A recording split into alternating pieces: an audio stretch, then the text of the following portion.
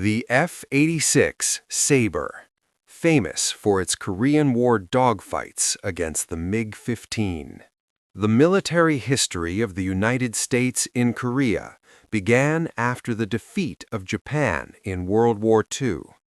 This ended 35 years of Japanese occupation and led to the peninsula being divided into two zones: a northern zone occupied by the Soviet Union and a southern zone occupied by the United States. After failed negotiations for reunification, the South became the Republic of Korea in August 1948, while the North became the Democratic People's Republic of Korea in September of that year. In June 1949, the U.S. military completely withdrew from the Korean peninsula. Then, in 1950, a North Korean invasion ignited the Korean War. Extensive U.S.-led United Nations forces intervened to support the South, while the North received backing from China and the Soviet Union. The United States entered the war under President Harry Truman and concluded it under Dwight Eisenhower, who assumed office in January 1953. The conflict became a defining issue in the 1952 presidential election, helping secure Eisenhower's victory. At the end of World War II, Allied nations began disarming Axis-controlled regions. Japan had occupied Korea since 1910. In 1945, American forces oversaw Japanese surrender south of the 38th parallel, while the Soviets took control in the north. The plan seemed logical at the time, no deeper political intent. The goal was a unified, independent Korea.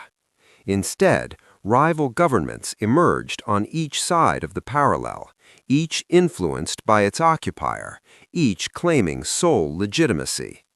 Tensions escalated.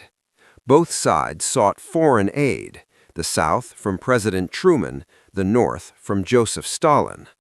War-weary from World War II, the United States refused South Korea's pleas for arms and troops. The Soviets agreed to supply the North. As the last U.S. combat troops withdrew, North Korea seized its moment. On June 25, 1950, forces crossed the 38th parallel, unleashing war. From 1946 to 1960, the U.S. trained the South Korean Army, transforming it into a powerful institution, easing the burden on American forces. When invasion came, the United Nations demanded immediate withdrawal. General MacArthur was named Supreme Commander of UN forces.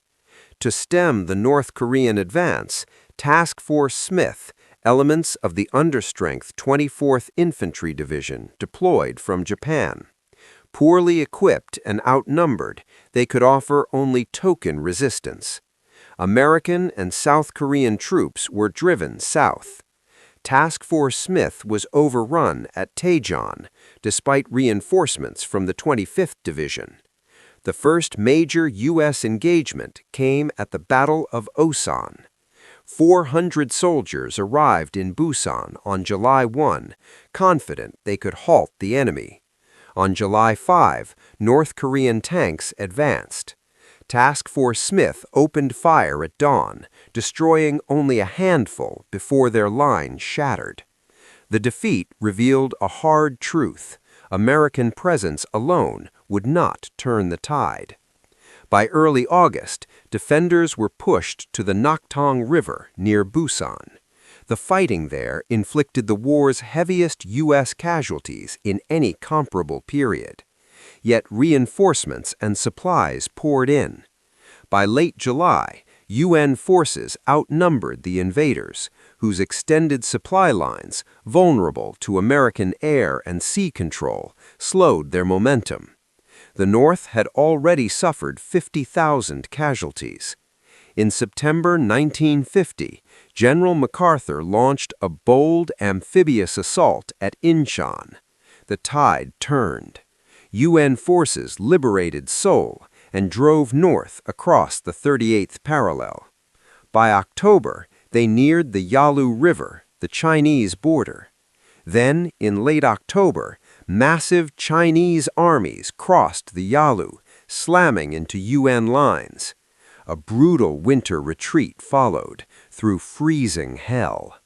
By mid-1951, the front stabilized near the 38th parallel, descending into a grinding war of attrition. Air superiority became decisive. The F-86 Sabre arrived to challenge the Soviet MiG-15.